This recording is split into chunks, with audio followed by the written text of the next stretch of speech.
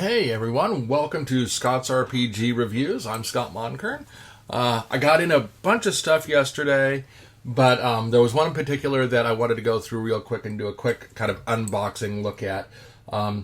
If you've seen my other videos, I love starter boxes. I think starter boxes are really cool. It's a great way to introduce people to new systems and quickly get up and running with a new RPG. And this week I got in, or yesterday I got in, Dreams and Machines, and it says play out of the box.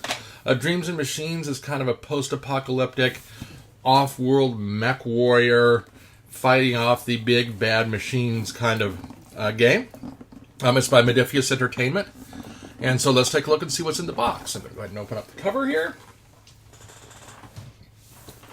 Looks like we've got a bunch of booklets. Let's see what we've got first here. Let's see the booklets that we've got here. Let's take a look at these booklets here. Oh, this is something new I haven't seen before.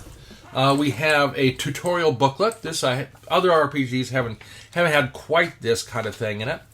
Let's take a look at this. It's about 47 pages long. It starts with, a really interesting kind of a comic book kind of thing. Here we go. You see. Which says, hundreds of years ago, the people of Evra Prime were cut off from our home, Earth.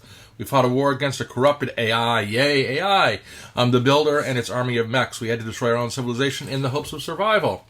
So it's an AI kind of Terminator, robots take over the universe thing.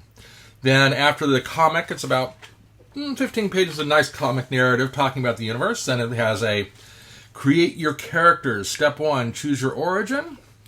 Step 2, choose your archetype. Step 3, choose your talents. Step 4, choose your temperament. Temperament. Finishing touches.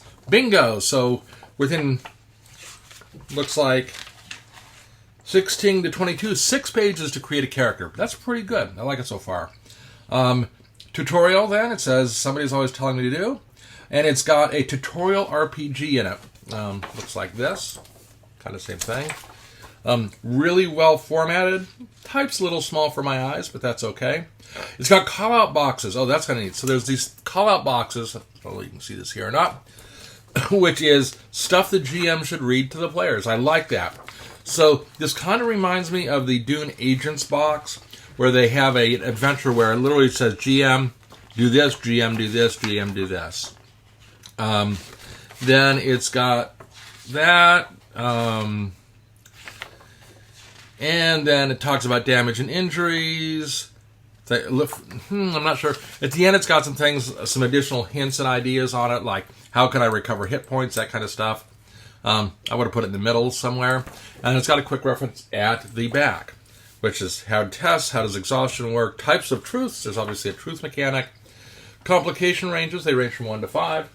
So we've got a tutorial booklet. The other two books are a rules reference. Wow, it's really short. So the rules for the opening one are only 23 pages long. Let's see what it looks like on the inside.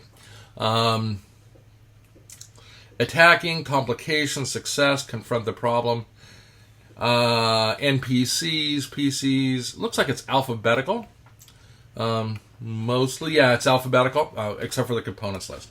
And then at the back, it has, here's what should be in the box. That's kind of cool. Because there are tokens in this box. And then it has an adventure booklet.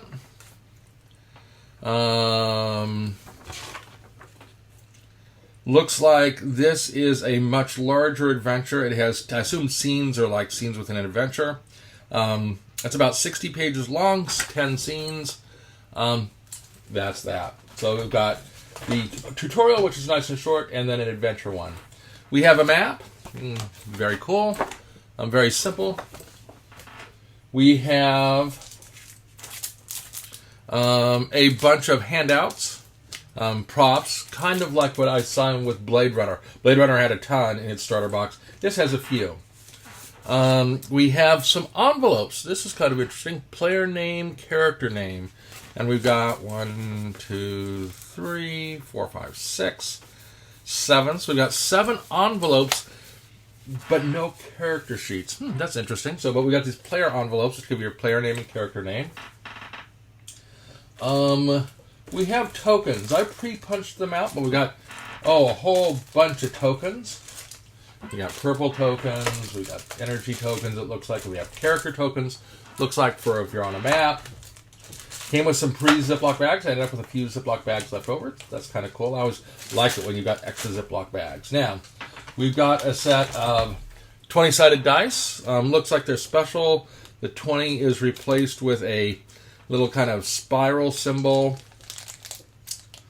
And it looks like there's a 1 replaced with anything special. The 20 has got a special thing on it. Does the 1 have anything on it? 3, 4, 6, 8, 9, 7, 15, 10, 20.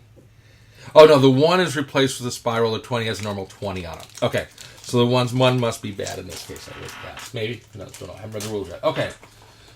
We have some player aid cards. We've got a GM reference. And 1, 2, 3, 4, 5, 6. 6 player references. This comes right out of board gaming. Interesting.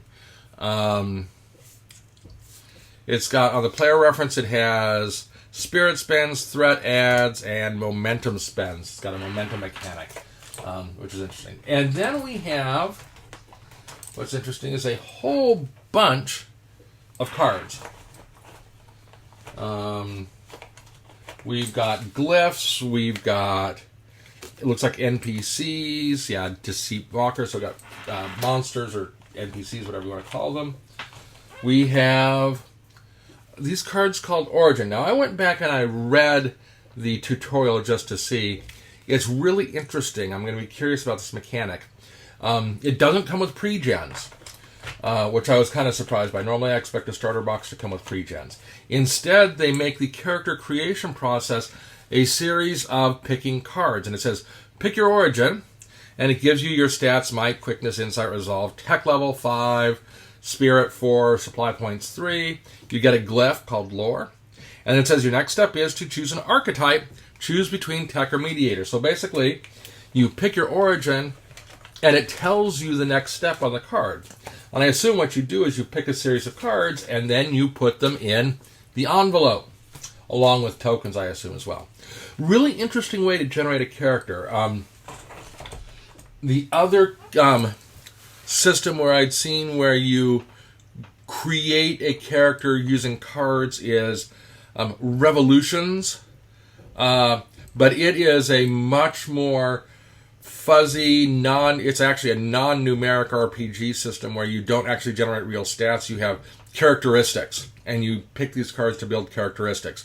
Very different, it's a really cool game. It's set in the time of the Spies of the Revolutionary War, but your character has characteristics, and instead of stats, you have characteristics like you're a slave owner, or you're a slave, or you're into justice, those kinds of things. And I know you pick a series, and it's on my list of ones to run now that I'm getting back into RPGing, but it's so different from everything we've ever seen before. It's going to be a while till I run it. And then you got other cards as well. So we've got a bunch of books, some props, some tokens for various uses. We've got a ton of poker-style playing cards. We've got player aids. We've got envelopes for character sheets. And then we've got the 1, 2, 3 books and the map. Really nice. I like the way it's structured. It's got a lot of stuff. Everything fits in the box, which is good. I like the fact they've got an adventure which literally says, GM, here's what you need to do, because, excuse me, GMing can be pretty intimidating. This lays it all out for you. So, definitely worth it. You can pick it up on the Modifphius website. I actually picked mine up off of eBay. You can get all sorts of places. So that's it. Another great starter box. Another one which is going to go in my stack on my shelf, which I'll eventually run. And everyone have a good day.